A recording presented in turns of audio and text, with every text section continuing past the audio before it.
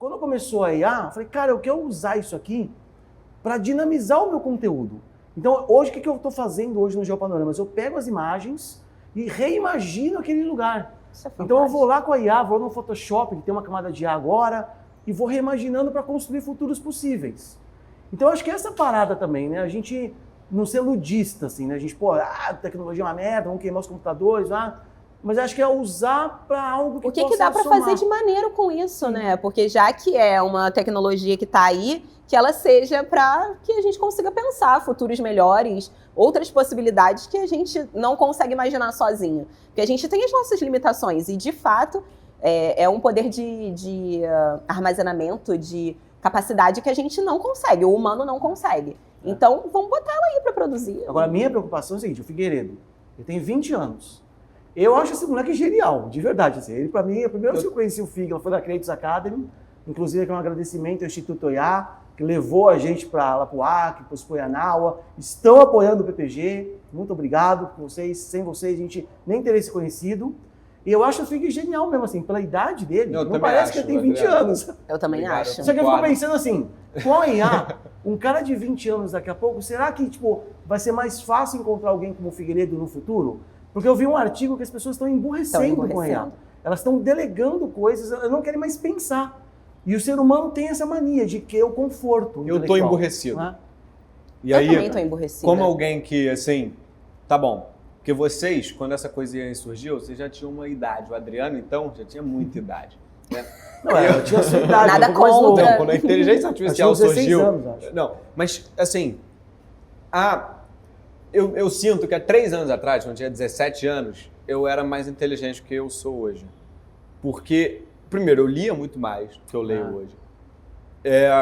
Tá bom, são várias coisas no meio disso, né? Primeiro que eu estava no ensino médio, então, enfim, eu estava estudando, comecei a criar conteúdo para a internet com 16 anos. Então, eu tinha que estudar muito. E eu lia muito. E não tinha o ChatGPT para te ajudar. Não tinha o ChatGPT para falar dos bichos lá. Eu lia muito. Minhas ideias de vídeo saíam de livro. E eu cresci na internet assim.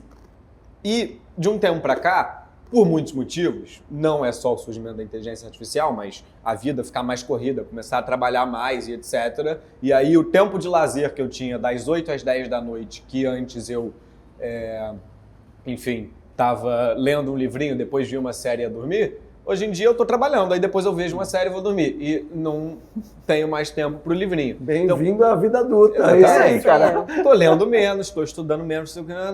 E tenho percebido há um tempo, fui chamado para dar uma palestra numa universidade e falou, você tem que falar por 1 hora. E eu falei, cara, não sei falar por 1 hora.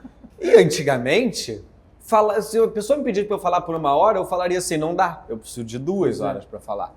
E eu fiquei numa assim, sofrendo, cara.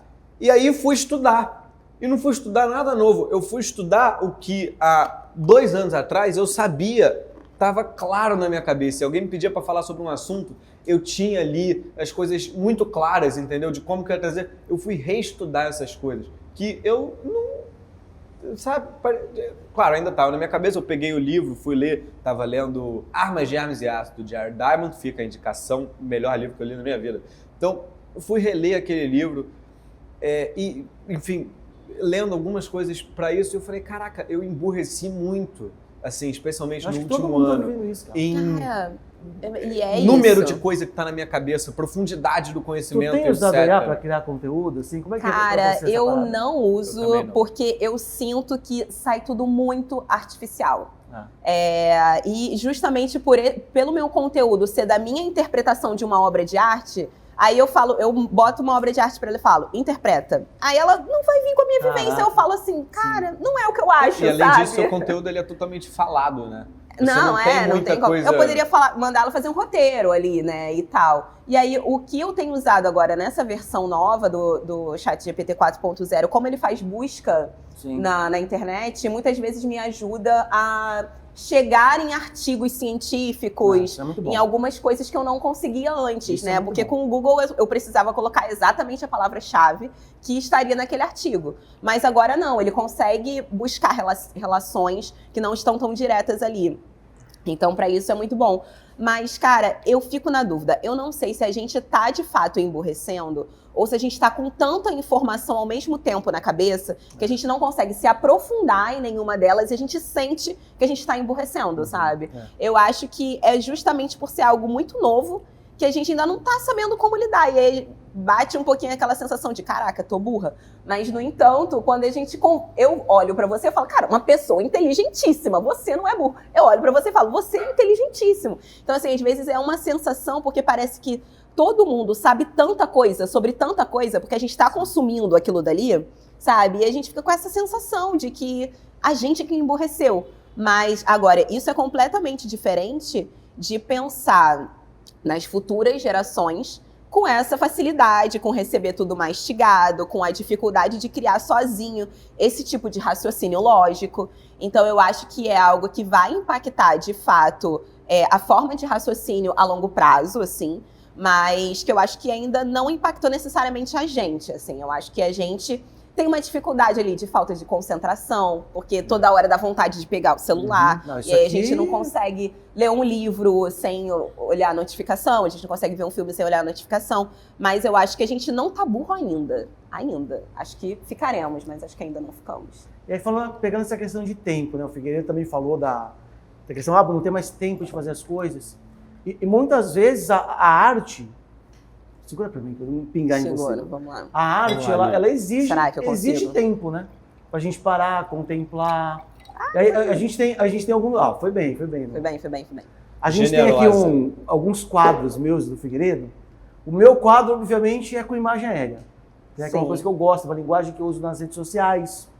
E eu quero te mostrar um lugar... Você já foi pra Belo Horizonte? Nunca fui. Putz, cara, é maravilhoso. Não, mentira! Fui. Inúmeras vezes. Que eu tô falando? Não foi nem só umazinha. Foi inúmeras vezes. Ela respondeu com uma convicção. Eu nunca fui. Nunca fui. Aí depois... Eu achei que ela não fui quando criança, né? Várias vezes. Várias vezes, tô louca. Tu conhece essa praça aqui? Conheço. Praça da Liberdade, BH. Belíssima. Ela é muito bonita. Vista de cima. A sombra que os coqueiros fazem no meio do caminho, que coisa linda. Ela parece assim, cara, um quadro de exposição, assim, que você põe na parede, enfeitar a sua casa, tudo. O pessoal tá vendo na tela, Praça da Liberdade em BH, uma imagem de drone, capturada por drone. E pensando nessa relação, já que você é mestre de fazer relações da internet, essa relação da fotografia com um lugar, com essa questão do tempo.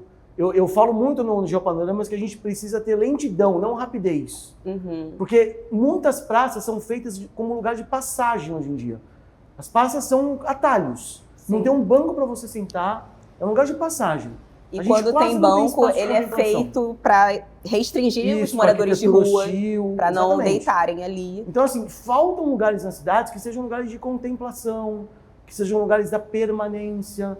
Porque quando a gente anda mais lento pelo mundo, a gente aguça a nossa percepção sobre as coisas. Como é que você vê essa relação, então, desse lugar, com o que você fala, com a arte?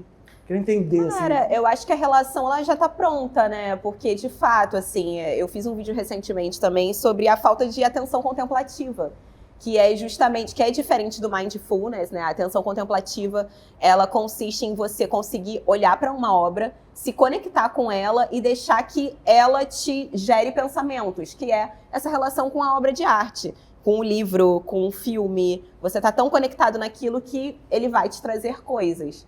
E a praça, a princípio, ela também era feita para encontro de pessoas, né? Se encontrar na praça, jogar um xadrez ali com meus parça, beber uma. E a gente não tá mais encontrando as pessoas. Eu sempre falo duas, a primeira e a última, mas do meio tem conta. Não conta, é isso.